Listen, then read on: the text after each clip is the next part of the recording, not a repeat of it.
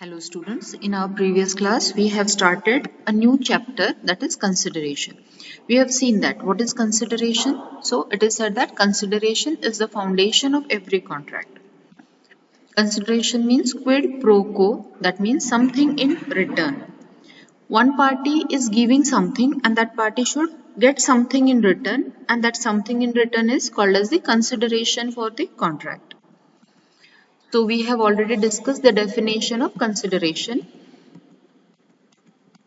Then we were discussing the essentials of valid consideration. We have discussed the points. We have just had the heading of those points. Now in this class we are going to discuss those points in detail. The first point is it must move at the desire of the promisor. It means what? It means consideration. Consideration means something in return. So whenever a promisee is doing something in return, he must be doing that out of the desire of the promisor. If he does that something out of his own wish and will, or out of the wish and will of the third person, it is not a valid consideration. Explanation of this point is the first essential characteristic of consideration is that the act or abstinence. Act means doing something, abstinence means not doing something or forbearance from doing something, that must have been done at the desire of the promisor. So whatever has been done or not done by the promisee, he must have done it at the desire of the promisor and not at the desire of the third person. Any act performed at the desire of a third party cannot be a consideration. We cannot call that act as a consideration. Example of this point: A was passing by B's house, and while passing he sees that B's house is at fire. A helps B in extinguishing the fire. So this act or this doing something has been done by A out of his own wish and will.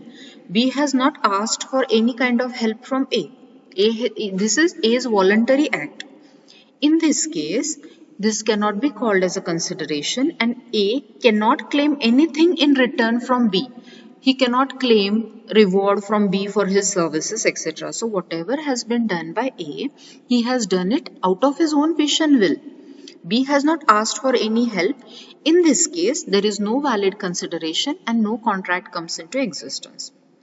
Now, another example of that: one person A is passing by a river and he sees that B, a person who was gone to swim in the river, he is drowning into the river. A immediately jumps into the river, gets B back on the bank of the river and saves his life. Can A say that I have saved your life and now you have to pay a reward to me? No. Whatever A has done this out of his own wish and will. B has not asked for any kind of help. In that case, there is no valid consideration, no contract comes into existence. Next point: it must move from the promisee or any other person. So the act which is done by the promisee, it must be done at the desire of the promisor.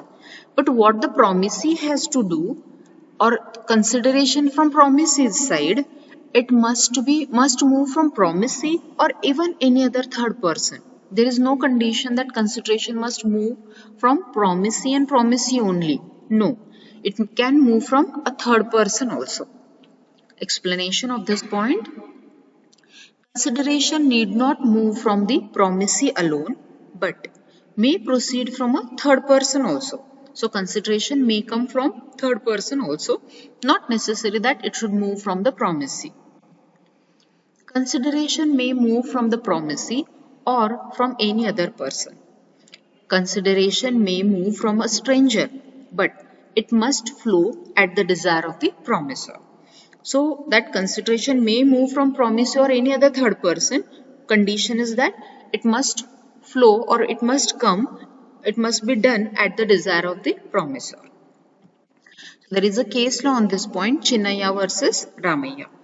In short, I'll brief the facts of this case.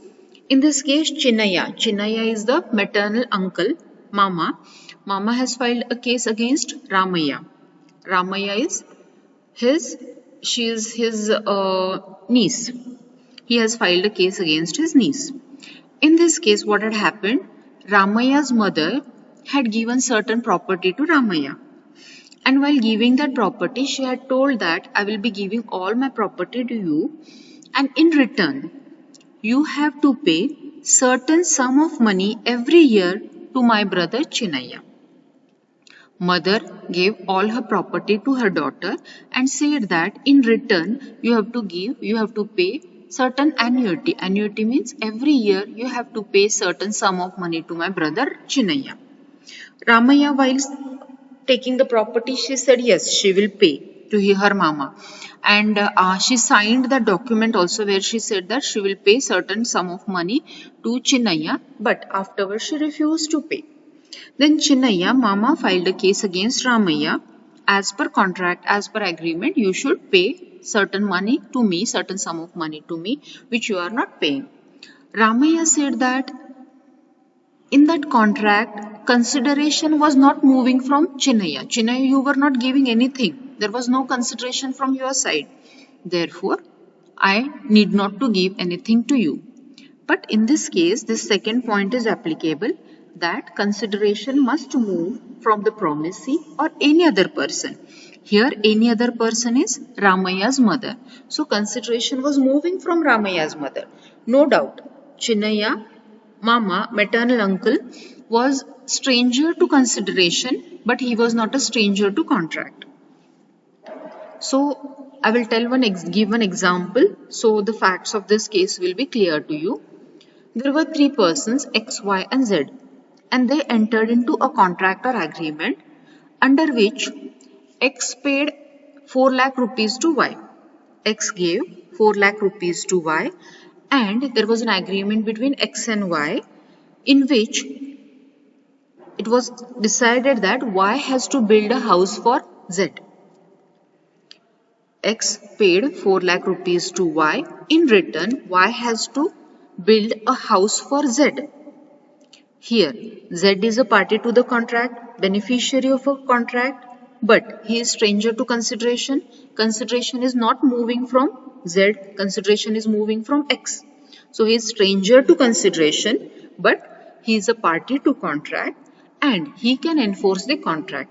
If Y does not build a house for him, he can file a case against Y and get that house built from him.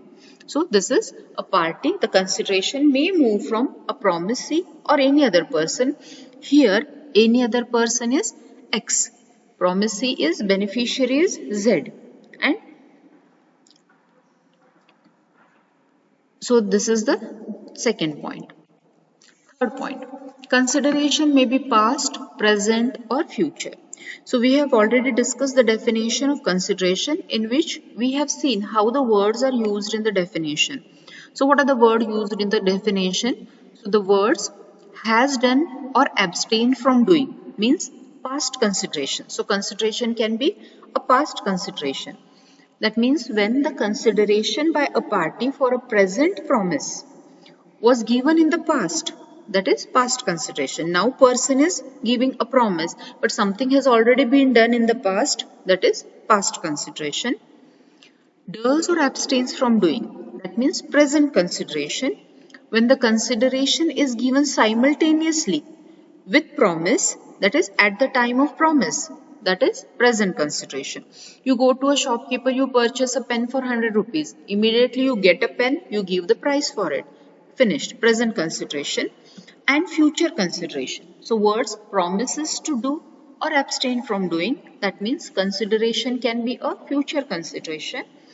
When consideration from one party to the other is to pass subsequently to making the contract, that is a future consideration. So consideration can be past, present or future consideration, that is a valid consideration. Fourth point, consideration need not to be adequate. Now what does it mean by need not to be adequate? Means consideration. That means something in return need not to be equal in value to something is given. Say for example, your friend, he says that this my cell phone is worth 25,000. As you are my friend, I will be giving you it to you for 5,000 rupees. So it is not in equal in value. Consideration. What you are paying to your friend, it is not equal in value. The value of that phone is 25,000. You are paying 5,000. So the consideration which you are paying is not equal in value for something you are getting.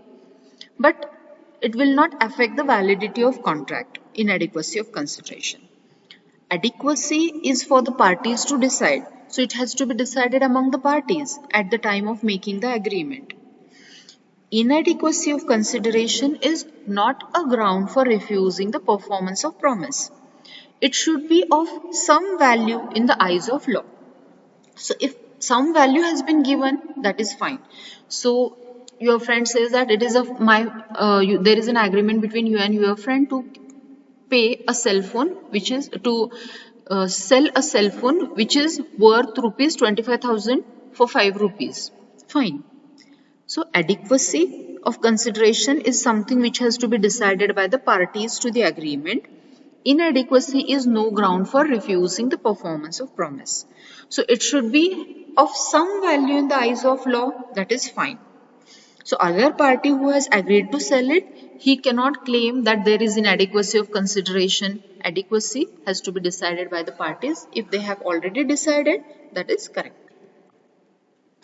Example of this is A agrees to sell his house which is worth 10 lakh rupees, 1 lakh rupees, sorry, it is 1 lakh rupees to B just for rupees 10,000. A's house is worth 1 lakh rupees. He is ready to sell it to B for 10,000 rupees. So as the consent to agreement was freely given, so there was no burden or there was consent was free consent. Agreement is a contract because adequacy of consideration is not something which may affect the contract. Thank you.